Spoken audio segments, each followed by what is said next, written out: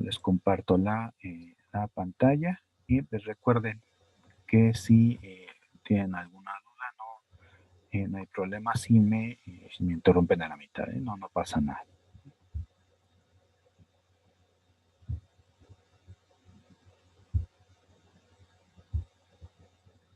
Bueno, entonces estamos aquí en la práctica número 6. ¿Sí? Bueno, en relación a lo que es el cuestionario previo, pues tenemos unas definiciones básicas. En primer lugar, un catión. Pues bueno, está en relación con lo que empezábamos a revisar la clase pasada, en la práctica 5, con esto de las propiedades periódicas y todo esto. Pues un catión pues será una especie generalmente metálica, en la cual nosotros vamos a retirar uno de los electrones de la última capa del átomo. Y, por ejemplo, tenemos aquí al sodio, que es el número atómico 11.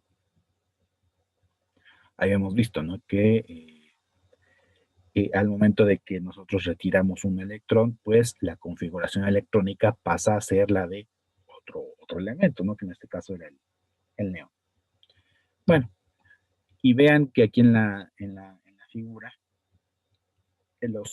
bueno, es lo que intento representar, que el tamaño de los átomos es distinto. Cuando yo retiro un electrón, cuando yo formo un catión, el tamaño de la especie va a reducirse.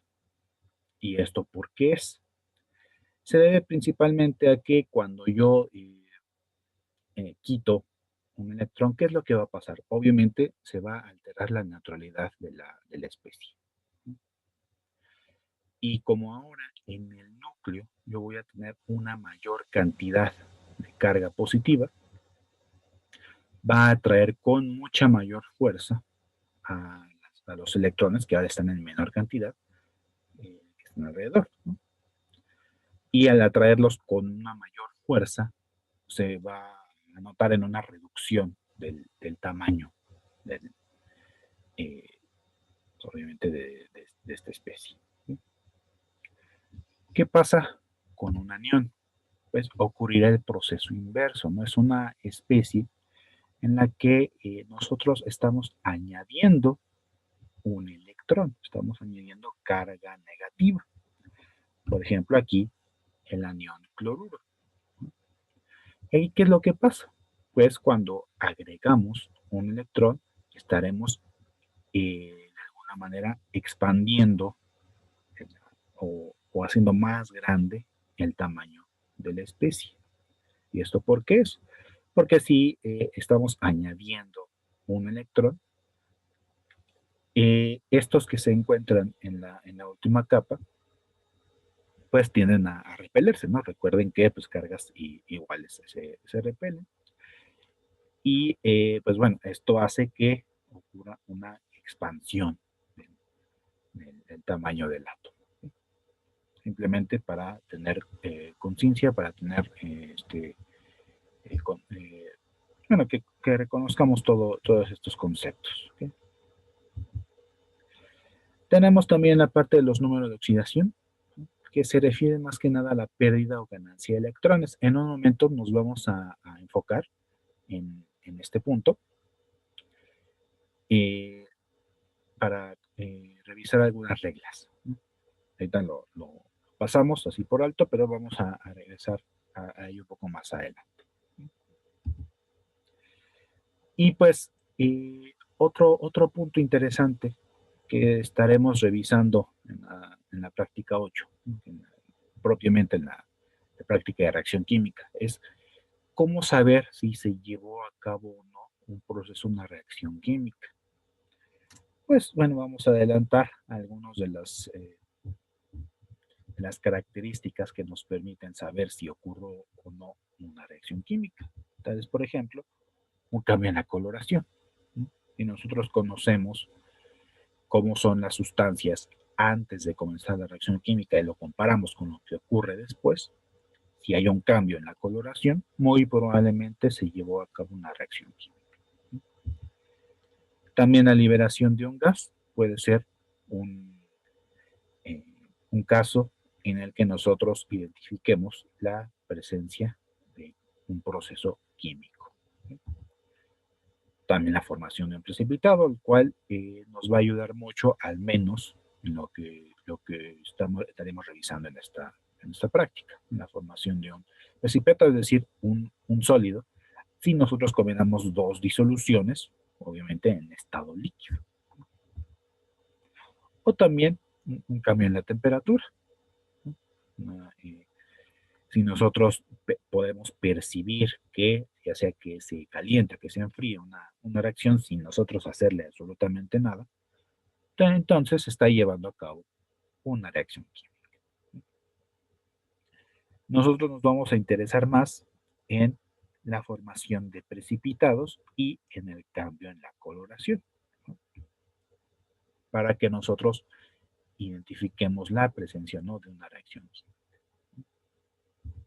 Bueno, vamos a enfocarnos en esta parte de los números de oxidación. Aquí pues vamos a ver una serie de reglitas para asignar números a los elementos en un compuesto. Tal vez ustedes ya lo hayan revisado en su clase de teoría, ¿no? Y pues si tienen alguna duda, pues lo vamos checando poco a poco. ¿Okay? Bueno, pues en una sustancia neutra, podemos hablar de un ion simple, un ion compuesto, como sea. Cada uno de los átomos que están componiendo esta sustancia se le va a asignar un determinado número de oxidación. Cuando tenemos un ion monoatómico, es decir, con un solo tipo de elemento, el número de oxidación coincidirá con la carga. Por ejemplo, como hace rato vimos el ion de sodio, ¿no? el sodio más. Entonces, ese sodio más le corresponde al número de oxidación de más 1. O el Cl-, el ion cloruro, le corresponderá entonces el número de oxidación de menos 1. ¿Qué pasa si nosotros nos encontramos con que tenemos una molécula neutra o un ion poliatómico? Pues vamos a utilizar las siguientes reglas, que podrán variar dependiendo de la fuente que ustedes consulten, ¿no? Pero generalmente vamos a llegar a lo mismo, no pasa nada. En primer lugar, para un átomo, en su forma elemental, es decir, tal cual nosotros lo escribimos, así, a mano, el número de oxidación siempre va a ser 0. ¿Sí? En una molécula, por ejemplo, de H2, cada hidrógeno tendrá un número de oxidación de 0. ¿No? Porque pues no hay un intercambio de electrones. Como veremos después, esto se trata, por ejemplo, de enlace covalente, ¿no? Donde simplemente se comparten los electrones. En este caso, no hay ningún problema. Como lo mencionamos antes, para un ion monoatómico, el número de oxidación es igual a la carga. Por ejemplo, el ion potasio, el potasio más, tiene una oxidación de más 1, y el ion sulfuro tiene un número de oxidación de menos 2, ¿no? Porque es el S2 menos. Dentro de esto, vamos a ver qué es lo que tenemos dentro de la tabla periódica. Por ejemplo, los iones de metales del grupo 1 siempre tendrán una carga y un número de oxidación de más 1. Por ejemplo, está litio, sodio, potasio, rubidio, cesio, todos esos, al momento de formar sus iones, siempre van a tener un número de oxidación de más 1. Lo mismo ocurrirá con los metales del grupo 2, donde está berilio, magnesio, calcio, estroncio, bario y radio. Todos estos tendrán un número de oxidación de más 2. Ya de ahí nos saltamos hasta la familia 13, donde está el boro, aluminio, Y ahí pues el único seguro es que el aluminio trabajará siempre con una carga o número de +3. Los demás elementos de esa misma familia pueden tener alguna variación, pueden trabajar con otro número de oxidación y para los elementos de las siguientes familias, de la 14 hasta la 17, por ejemplo, podrá haber muchas variaciones. Por eso no los escribimos todos acá. ¿No? Vamos a ver que, por ejemplo, los no metales pueden adquirir el número de oxidación tanto negativos como positivos. Dentro de estos no metales, el más importante será el oxígeno, el cual trabajará normalmente con un número de oxidación de -2, a excepción de unos compuestos que vamos a llamar los peróxidos, en donde será de -1, pero son compuestos no tan comunes. ¿No? Principalmente el oxígeno estará trabajando con un número de oxidación de -2. En cuanto al hidrógeno, recuerden que bueno, el hidrógeno está clasificado como un metal digo, como un elemento del grupo 1, es decir, donde están los metales alcalinos, cuando el hidrógeno no es precisamente un metal. Entonces tiene algunas características especiales. La mayoría de las veces el hidrógeno trabajará con un número de oxidación de +1, ¿no? Hablando esencialmente de que el hidrógeno se combina con no metales. Pero también puede tener el número de oxidación de -1, y este caso se da cuando se une o cuando se combina con metales, formando los llamados hidruros. Los hidruros no son tan comunes, pero veremos que pues cuando estamos principalmente en combinación de hidrógeno y no metal, tendrá el número de oxidación de +1, que será la mayoría de los casos.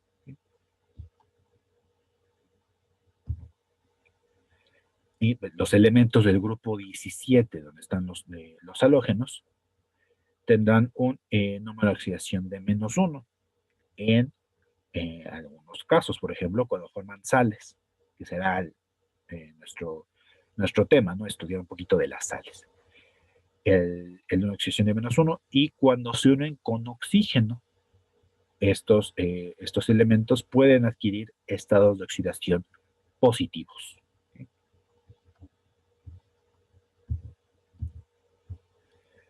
Obviamente, pues la suma de todos los números de oxidación de todos los átomos en un compuesto neutro será igual a 0. Y en el caso de un ion poliatómico, tendrá que ser igual a la carga del ion, ¿no? Por ejemplo, ustedes sabrán que existe, por ejemplo, digamos, el ion sulfato, ¿no? SO4, que tiene una carga de 2 menos. ¿No? Bueno, entonces la suma de los números de oxidación del azufre y del oxígeno me tendrá que dar -2.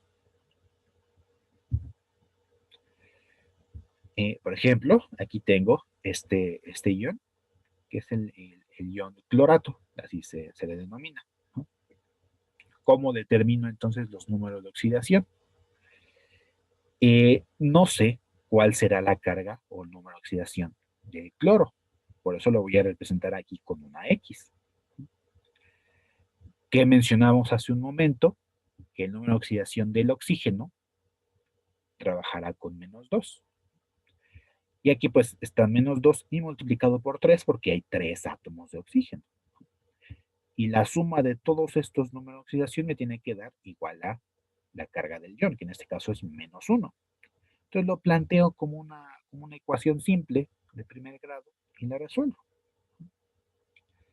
X -6 me da -1, hago el despeje correspondiente, de tal manera que en este ion el cloro estará trabajando con un número de oxidación de 5. Y en este caso será 5 positivo. Bueno, vamos a ver otro ejemplo.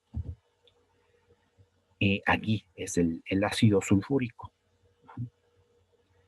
De aquí el único que no conocemos es el azufre.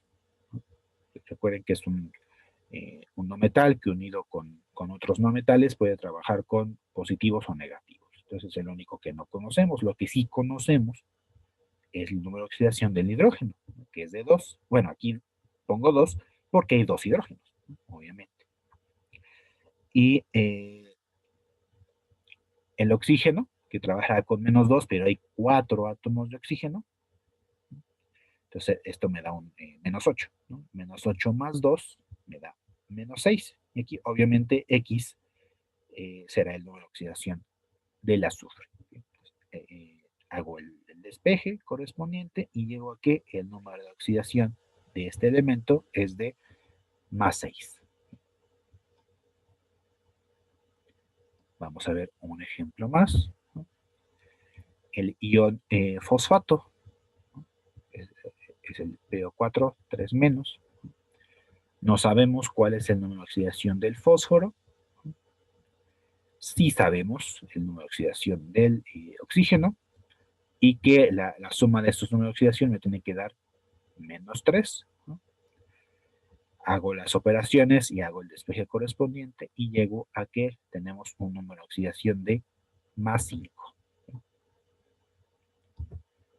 Y finalmente es un ion un poco más complejo que se conoce o tiene el nombre del dicromato, el ion dicromato, que la suma de todos sus números de oxidación me tiene que dar una carga de -2.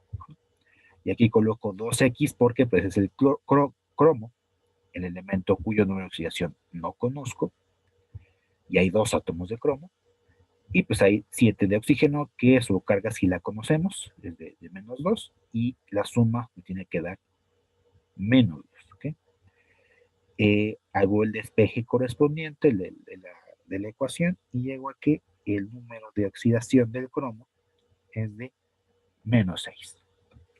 No sé si hasta aquí haya alguna duda o si, no sé si tengan conocimiento de cómo calcular números de oxidación para cualquier tipo de compuesto o cualquier tipo de ion. No sé si tengan alguna duda, chicos. No, todo está bien. Muy bien.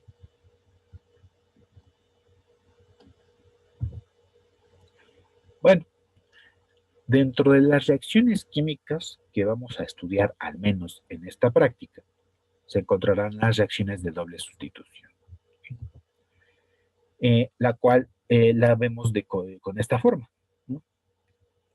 Reacción de doble sustitución se lleva a cabo generalmente en compuestos que se separan en iones, ¿no? Ambos compuestos se van a separar en iones. Por ejemplo, aquí la parte genérica, ¿no? Un compuesto AB, que reaccionará con un compuesto CD. ¿Qué es lo que ocurre acá? Este ion D que tenemos en el segundo compuesto va a reemplazar aquí al ion que lo tendremos como B, ¿no? Y a su vez, la B tomará el lugar de la letra D. Aquí. Podríamos considerar esta reacción como una reacción entre dos sales, ¿no? Como lo estaremos viendo a lo largo de esta práctica. Y pues de tal manera que pues se van a quedar con esta nueva forma las sustancias. Por ejemplo, tenemos esta reacción, ¿no? Que es el nitrato de potasio, que estará reaccionando con el yoduro de sodio. Vemos aquí que el ion nitrato sustituirá aquí al ion yoduro y a su vez el yoduro pasará o tomará el lugar del ion nitrato. De tal manera que se formarán estos nuevos dos compuestos, que es el yoduro de potasio y el nitrato de sodio.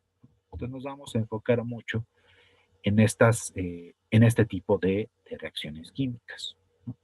Ya posteriormente en la práctica 8, insisto, vamos a retomar toda la clasificación de las reacciones químicas, ¿no? Pero bueno, vamos a ver con qué nos enfrentamos en esta ocasión. Pues ya finalmente, ¿qué es la nomenclatura? ¿Okay? Pues se tratará de un conjunto de términos o palabras propias que utilizamos en una determinada ciencia. Tal vez esto ya lo bueno, se tratan de esto en el video de la práctica. En una ciencia, en una técnica, en una especialidad o incluso por cada autor, ¿no? Se da un sistema de nomenclatura. Y es para que tengamos una base, ¿no? De cómo será la terminología que vamos a utilizar a lo largo de un determinado estudio, una determinada artículo o un libro, lo que sea. Y pues se trata al menos de la nomenclatura química y un conjunto de reglas, ¿no? Que se utilizan para nombrar los compuestos químicos. Y esta serie de reglas los da la IUPAC, que pues traducido al español sería la Unión Internacional de la Química Pura y Aplicada, que al menos en esta parte es la máxima autoridad encargada de establecer las reglas correspondientes. Vamos a encontrarnos en algunos casos que la nomenclatura propuesta por la IUPAC no es tan conveniente o no es tan usual que nosotros la veamos. Vamos a ver algunos ejemplos, ¿no? Y pues, y para evitar el uso a veces de la nomenclatura de la IUPAC, nos convendrá utilizar otros sistemas, ¿no? Otra serie de reglas. Bueno, pues tenemos tres formas. La tradicional, que se basa en prefijos y sufijos, generalmente griegos.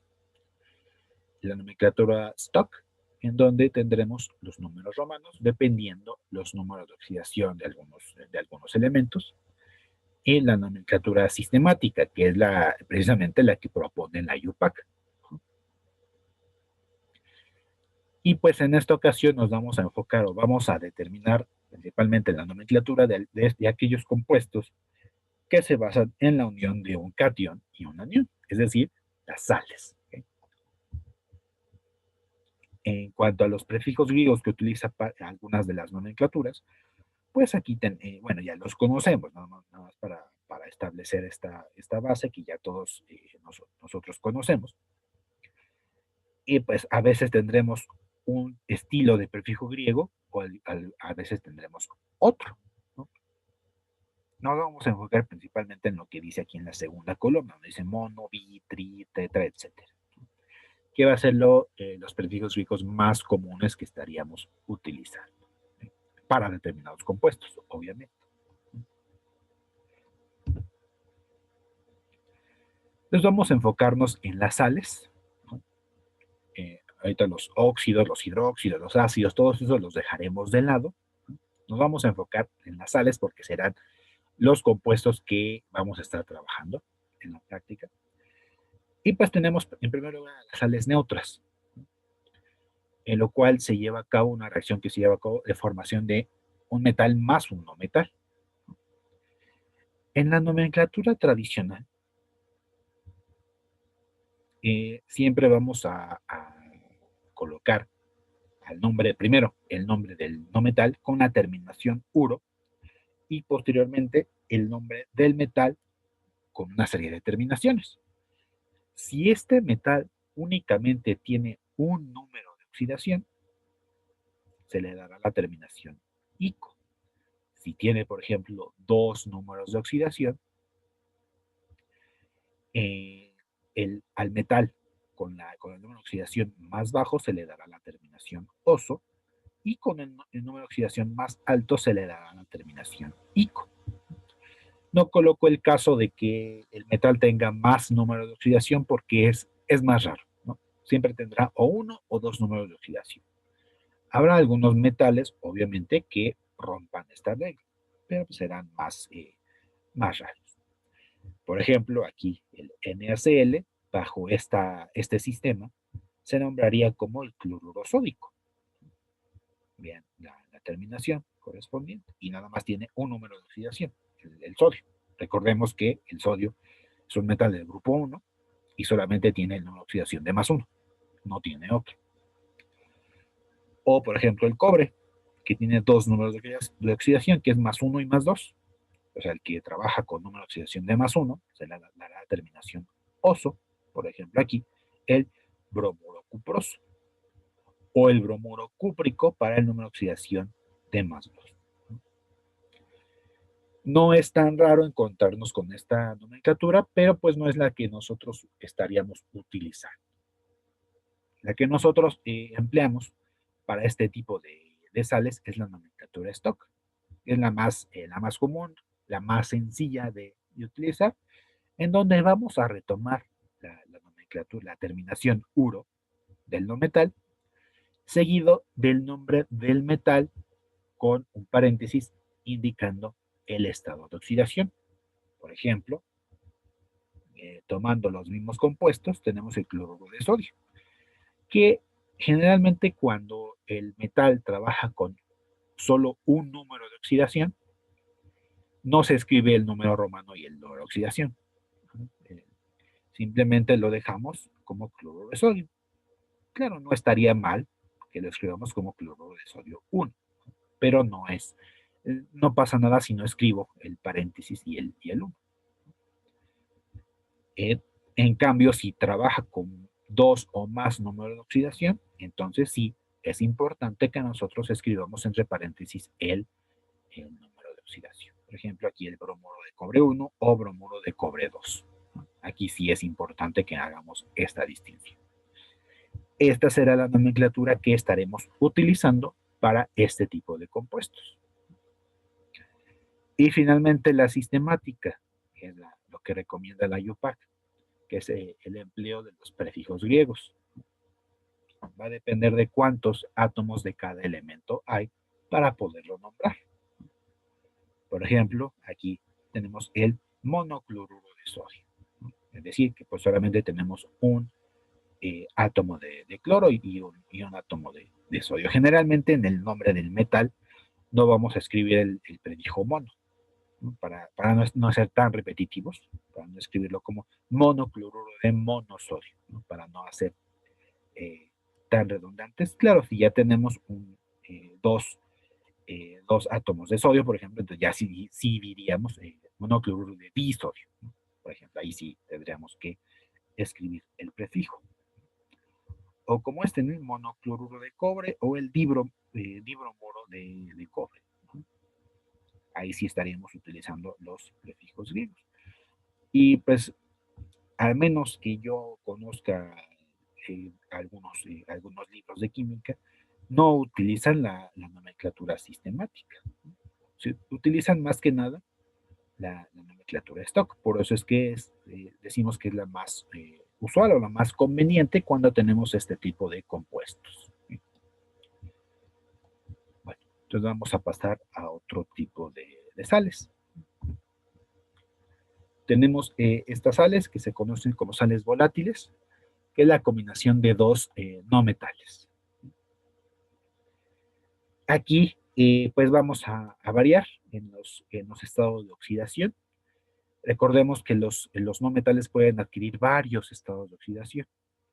Por eso aquí vemos que en la nomenclatura tradicional vamos a tener varias terminaciones o varios prefijos, varios sufijos, ¿no? Por ejemplo, si uno de los no metales tiene dos números de oxidación, al más bajo se le dará la terminación oso y al más alto la terminación ico. Si tiene tres números de oxidación, al primer compuesto se le dará primero el prefijo hipo con la terminación oso, al siguiente número de oxidación le quitamos el hipo y le dejamos únicamente la terminación oso, y el más alto le cambiamos por la terminación ico. Si tiene cuatro números de oxidación, pues tendremos estos otros casos, ¿no? El prefijo hipo con la terminación oso, para el más bajo, para el siguiente la terminación oso, para el tercero la terminación ico y para el más alto el prefijo per y la terminación ico, ¿okay? Como es este caso. Sulfuro hipobromoso, sulfuro bromoso, sulfuro brómico, sulfuro perbrómico. Que eso es una nomenclatura utilizada principalmente en los ácidos que se llaman los oxiácidos, adquieren estas prefijos y sufijos, y también en algunas oxisales, como veremos a continuación. Y aquí, pues de nuevo, la nomenclatura stock utiliza el número de oxidación como número romano, entre paréntesis, como lo podemos ver aquí. Ya será que nosotros nos pongamos a determinar cuál es el número de oxidación de cada elemento, que nosotros le podemos dar el nombre correspondiente. Y pues tenemos la nomenclatura también sistemática, que se basa en los prefijos griegos. Es decir, por ejemplo, aquí vemos monosulfuro de dibromo, trisulfuro de dibromo, etcétera, etcétera, etcétera. Aquí tenemos todos los ejemplos para este tipo de sales. Estas sales no son tan comunes que nosotras encontremos, pero pues para que nosotros sepamos, ¿no? Cómo es que las podemos nombrar. Las más comunes serán las anteriores, las sales simplemente neutras, metal más no metal, y las que vamos a ver a continuación, que son las oxisales, que de igual manera se tratará de la combinación de un metal más un no metal, pero este no metal está combinado con oxígeno. Y para esto, pues vamos a tener combinaciones, ¿no? De todos los sistemas de nomenclatura.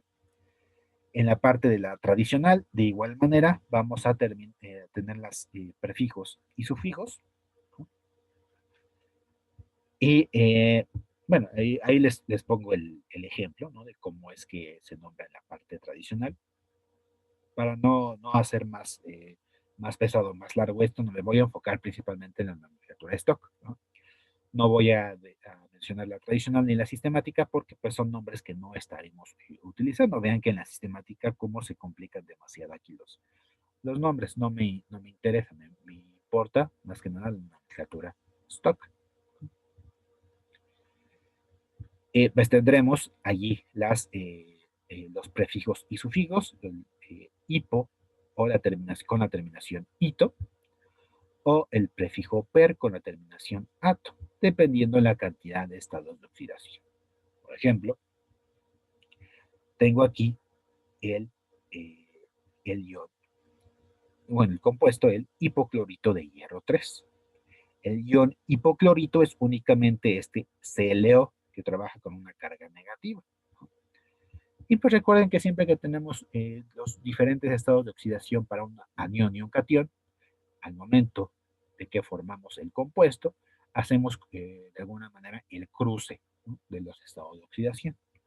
Entonces el ion hipoclorito tiene una carga de -1 y el ion, el de hierro 3, pues obviamente tiene el número de oxidación de +3, y al momento de hacer el cruce llegamos a este compuesto. ¿Sí? Se conoce como el hipoclorito de hierro 3. Ya si tenemos el siguiente ion, el ion clorito, tendrá esta forma, el ClO2. El ion clorato tendrá como forma el ClO3, y el ion perclorato tendrá como forma el ClO4. Y aquí pues el hierro en los 4 compuestos estará trabajando con un número de oxidación de +3, ¿no? En los 4 casos. Entonces para las oxisales nos vamos a enfocar en la nomenclatura stock. ¿Sí? Aquí pues ya será cuestión de que pues ustedes practiquen, ¿no? con varios compuestos, tratando de nombrarlos. Más adelante les voy a proporcionar el link de una página en esta misma presentación, para que ustedes puedan pues practicar, ¿no?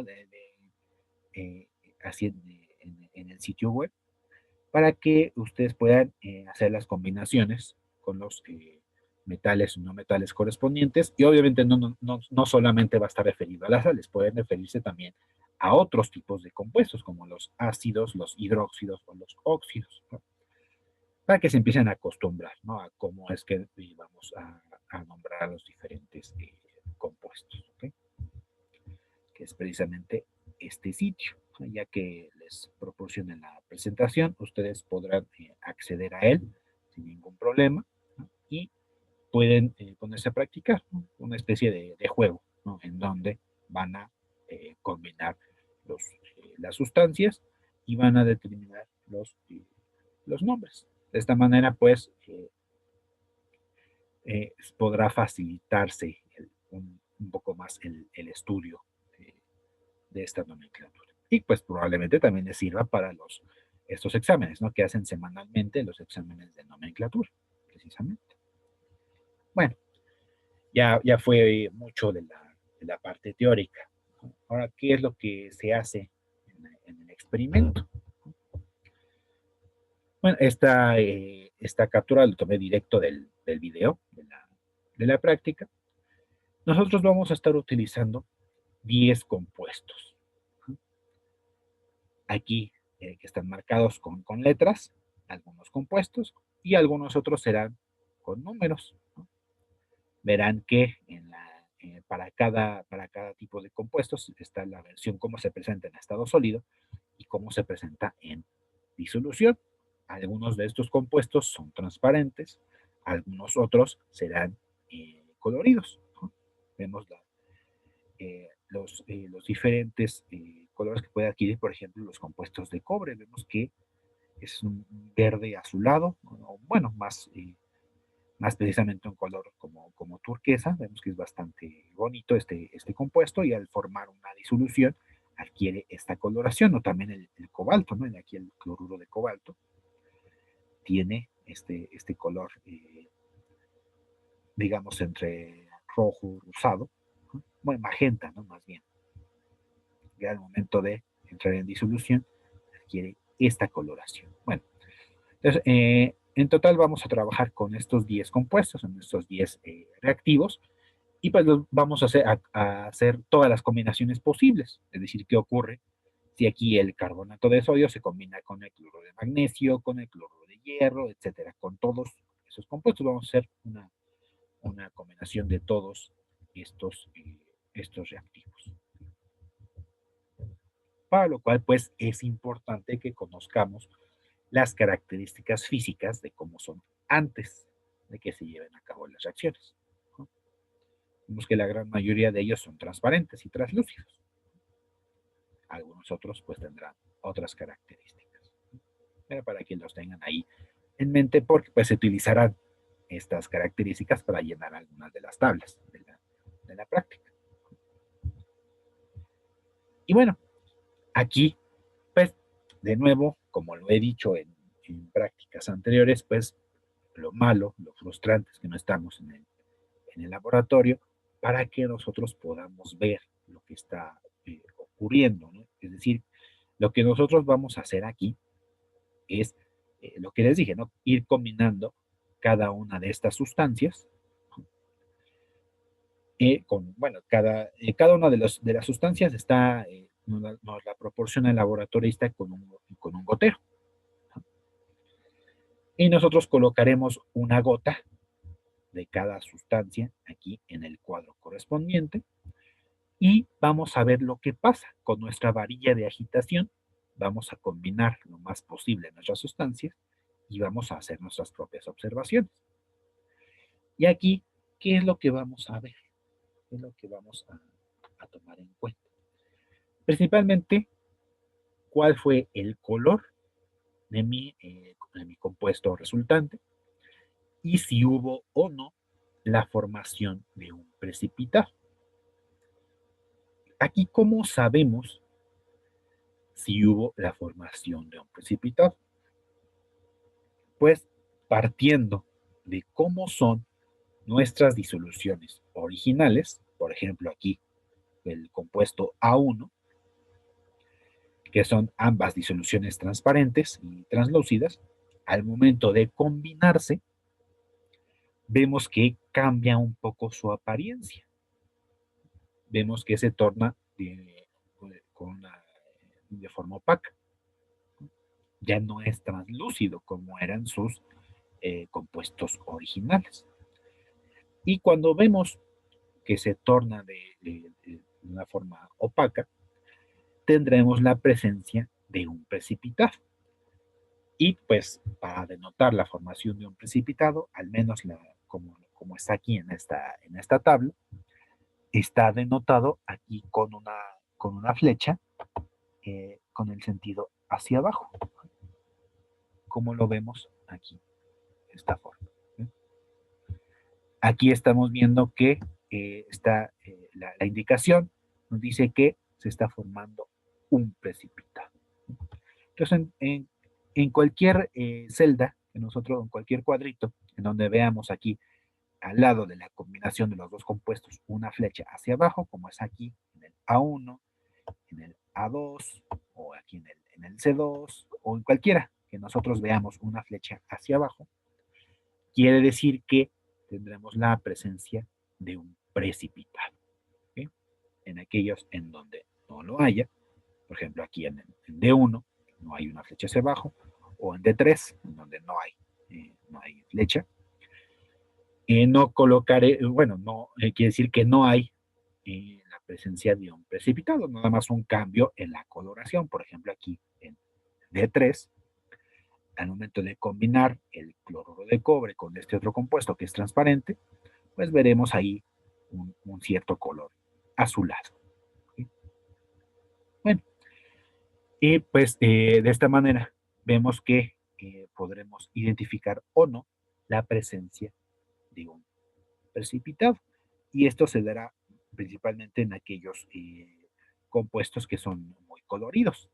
En algunos casos en los transparentes, pero más que nada en los coloridos. Vean aquí, por ejemplo, en la parte del cobalto. En aquí estos últimos, este compuesto, pues se forma un precipitado de color violeta, muy intenso. También aquí en el C5 se forma un precipitado violeta intenso. Entonces, hay algunos metales que simplemente por su coloración los podremos identificar. Tal es el caso del cobalto, que adquiere coloraciones entre rosadas y violetas. O, por ejemplo, los compuestos de cobre, que generalmente son azules o entre azul y verdoso. O los de hierro, que son entre amarillos y naranjas. Pero bueno, de esta manera estaremos identificando la formación de algunos precipitados. Y pues con base en las características físicas originales y las de los compuestos que se están formando, es que vamos a llenar nosotros una serie de tablas.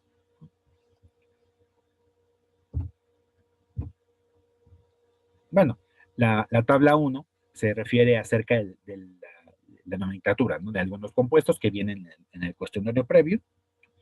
Si tuvieran alguna duda de cómo es que se llena esa tabla, lo pueden preguntar, no pasa nada. Siguiendo la nomenclatura stock de aquellos compuestos que se forman en dicha tabla.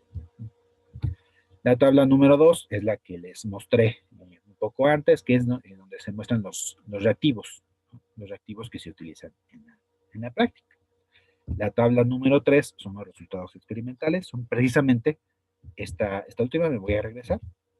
Esta sería la tabla número 3, que pues si vieron ahí en el protocolo de la práctica, en lo que normalmente lo que se hace es imprimir esta tabla en una hoja de acetato, para que en dicha tabla nosotros podamos llevar a cabo estas reacciones químicas con los goteros, ¿no? que les mencionaba hace un momento, y combinamos ambas sustancias y vemos si se forma un precipitado o simplemente hay un cambio en la coloración. Esta es la tabla 3. La tabla 4 se refiere a las observaciones. Por ejemplo, aquí les pongo esto, ¿no? Digamos que me estoy enfocando en la celda donde tengamos el producto D3, es decir, donde se combina el reactivo D y el reactivo 3. Vemos que el reactivo D es una disolución incolora, no pasa nada, y aquí el reactivo 3 es una disolución azul translúcida, ¿no? Y el producto D3 es una disolución translúcida ligeramente azulada, en donde no hay la formación de un precipitado. Entonces, esto es lo que estaríamos escribiendo nosotros en la tabla 4 en relación con nuestras observaciones de la tabla 3. Me voy a regresar para que veamos el producto D3 y veamos que en efecto concuerda con lo que estoy diciendo aquí. Vemos que el D3, que es este compuesto, partimos de una disolución translúcida, transparente, a una disolución translúcida azulada, y llegamos a este compuesto, ¿no? porque pues vemos que no tiene la flecha hacia abajo, ya sabemos que no se forma un precipitado, y pues vemos que aquí, que en efecto se trata de una disolución ligeramente azulada. Entonces vamos a hacer esto para cada una de nuestras reacciones. Pues aquí se trata nada más de que nosotros nos dediquemos a ver cuál es el producto formado, cómo es la disolución original, y haremos nuestras observaciones en cada uno de cada punto. Entonces, eso es lo que estaríamos haciendo en la tabla número 4, de ahí de su protocolo, y que estaría en el informe correspondiente. En la tabla 5, bueno, que está marcada como 5A, vamos a escribir nosotros la reacción química en su forma molecular, es decir, tal cual nosotros vemos al compuesto. Siguiendo el mismo ejemplo del reactivo D y reactivo 3 para formar el producto D3, o algunos otros compuestos, por ejemplo, aquí estamos tomando en cuenta el fluoruro de sodio, que es uno de los compuestos, que reaccionará con el cloruro de cobre, que es la disolución azul. Y recuerden que, como les lo mencionaba hace un momento, se está llevando a cabo una reacción de doble sustitución.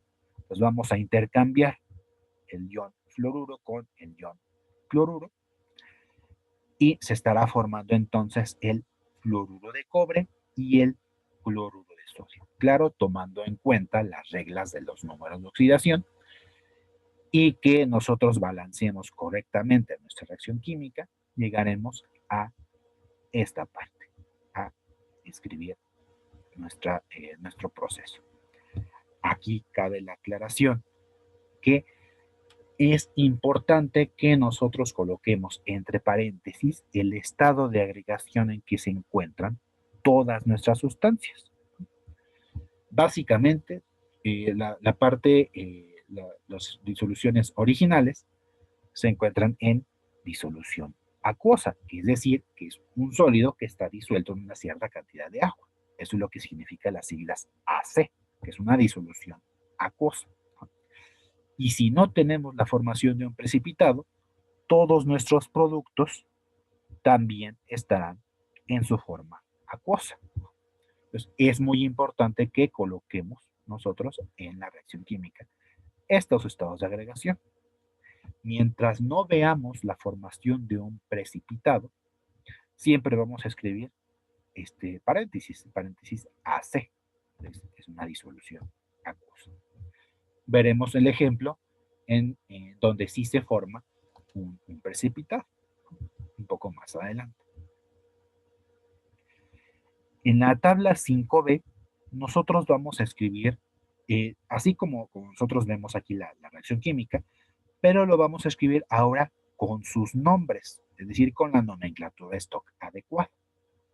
Por ejemplo, para esta reacción, lo que haríamos sería esto. Es el fluoruro de sodio, que se combina con cloruro de cobre 2 y que nos da fluoruro de cobre 2 más cloruro de sodio. Vemos que estamos escribiendo la misma reacción química, pero ahora con sus nombres. Y vamos a estar siguiendo la nomenclatura stock, de que no haya ninguna discrepancia ni nada. Para tener nosotros una base, estaremos utilizando la nomenclatura stock. Y en la tabla 5C vamos a escribir la reacción química, pero ahora en su forma iónica. ¿A qué me refiero con su forma iónica? En la siguiente práctica, en la práctica número 7, vamos a estar revisando un poco sobre los tipos de enlace químico. Y vamos a ver que existe el enlace iónico.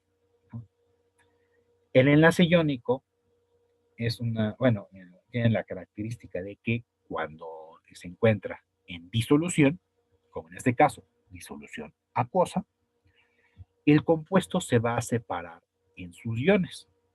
Es decir, aquí el fluoruro de sodio no lo vamos a tener en esta forma, lo vamos a tener separado en sus iones. ¿Cuáles van a ser estos iones? Pues simplemente es cuestión de recordar nosotros las reglas de los números de oxidación. El sodio le corresponde el número de oxidación más, sodio más. Y al flúor le corresponderá el menos 1. ¿No? Entonces lo tendremos separado en iones sodio más y en iones fluoruro. Pero hay que tomar en cuenta los coeficientes de que nosotros hayamos balanceado la reacción. Entonces tendremos 2 iones de sodio y 2 iones fluoruro. Y haremos lo mismo con mis demás compuestos. Por ejemplo, aquí estoy representando la misma reacción aquí del 5A, pero separado en todos sus iones. Vemos que ahí tengo 2 iones de sodio, 2 iones fluoruro. Para el compuesto de cobre solamente tengo un ion de cobre, pero tengo 2 iones de cloro y tendré exactamente lo mismo del otro lado de la reacción química. Esta es la ecuación iónica balanceada correspondiente a este proceso. Entonces, en todas las tablas 5 vamos a tener la reacción química en cada una de nuestras celdas, de nuestros cuadritos, en esas 3 versiones. En la ecuación molecular, es decir, con los compuestos completos, como está allí presentado. También la vamos a tener con la reacción, pero con los nombres únicamente escritos. Y en el caso de que tengan la parte acuosa, esta se verá separada en sus iones. Ahora, ¿qué pasa con aquellas reacciones en las que sí se forma un precipitado? Pues en donde haya un precipitado, nosotros vamos a colocar el subíndice con la letra S en lugar de AC. ¿No? Quiere decir que está la formación de un sólido. ¿No? Y esto pues es importante que lo hagamos porque pues, si bien en la ecuación 5B, digo en la tabla 5B, no va a haber ningún cambio, simplemente vamos a escribir los nombres, sí habrá cambios en la tabla 5C. ¿Por qué? Porque si nosotros tenemos la formación de un sólido, de un precipitado, en nuestro cuadrito, un precipitado nunca se va a separar en sus iones. Siempre va a permanecer como un sólido. Por ejemplo, aquí les voy a mostrar otra reacción, aquí en rojo. Es una reacción que se lleva a cabo entre el carbonato de sodio y el cloruro de hierro 3, que va a formar un precipitado, que es el carbonato de hierro 2. Vean que aquí tiene la letra S. Y que al momento de escribir la ecuación iónica no lo estoy separando. ¿Por qué? Porque el precipitado no se separa en sus iones. Si se separara, entonces no formaría un precipitado, estaría completamente translúcido nuestro producto formal. Pero como nosotros tenemos la presencia de un precipitado, nuestro producto lo veremos ahí de forma opaca.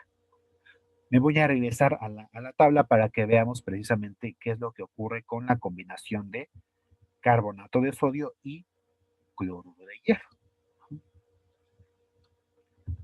Vamos a ver en dónde nos encontramos.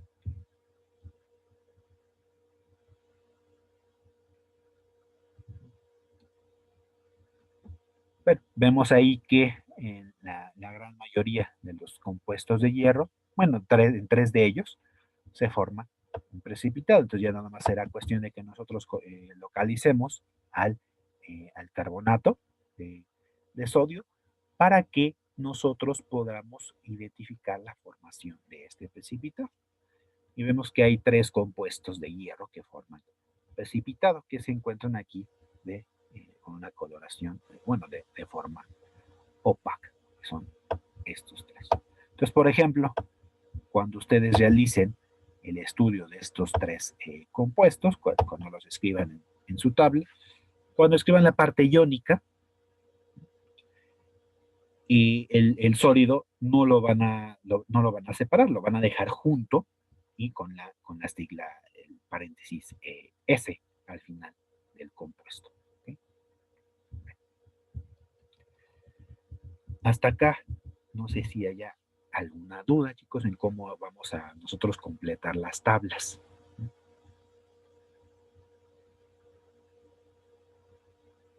No. Muy bien. Entonces, básicamente, sobre esto es que trata la práctica 6. Vean que, pues, experimentalmente es bastante sencilla. Lo que, pues, bueno, la parte importante es que nosotros tenemos esta introducción a las reacciones químicas y obviamente a la nomenclatura de este tipo de compuestos. ¿Okay? Y bueno, pues ya queda aquí el informe correspondiente, como nosotros ya sabemos hacerlo. Claro, aquí no habrá cálculos, pero sí habrá observaciones, sí habrá reacciones químicas que ustedes tendrán que completar en las tablas respectivas. Y aquí pues también vean que tendremos varios rombos de seguridad para todas las sustancias que estaremos utilizando. ¿Sí? Entonces es sencillo el informe, nada más es un poco talachudo, ¿no? En cuanto a que nosotros vamos a tener que escribir todas las reacciones químicas y realizar todas nuestras observaciones con base en los cuadritos que les acabo de mostrar. Y pues finalmente para la práctica 7, pues aquí está el video correspondiente, está su cuestionario previo y pues sí les encargo que revisen este tema, por favor, que es el de los enlaces químicos y las fuerzas intermoleculares. Y precisamente este último, de las fuerzas intermoleculares, puede causar un poco de confusión. Entonces vamos a verlo con cuidado, vamos a verlo con detalle la próxima semana. Entonces, si no hay algún comentario, alguna duda, pues sería todo lo que tengo planeado para esta sesión y nos estaríamos viendo entonces la próxima semana. ¿Ok, chicos?